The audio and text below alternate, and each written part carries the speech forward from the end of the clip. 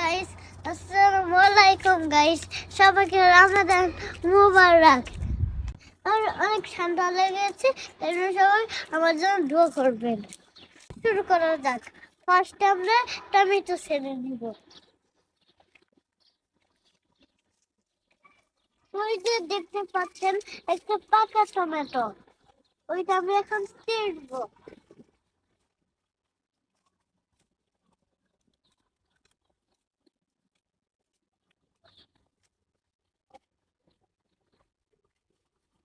পাকা টমেটো একটু অনেক বড়।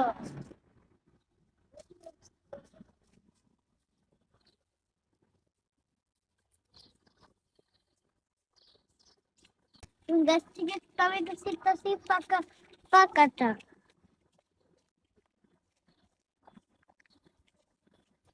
একটু পরে আজান দিবে। এখন হলো ইফতারির টাইম। আপনারা কে কে রোজা রেখেছেন আমাকে কমেন্ট করে জানিয়ে দিবেন। আমাদের পিছনে আমাদের মসজিদ, এখানে আমরা নামাজ পড়তে যাই। আর একটা নেওয়া যাক।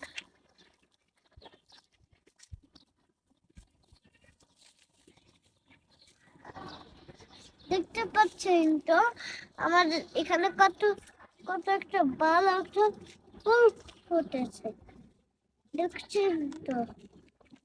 তবে এখন ধরবো।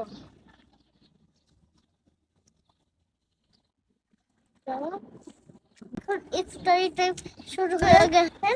ভিতরে যাই, চলো এখন ভিতরে যাই। আবার আবার আরেকটা ব্লগ নিয়ে আসবো।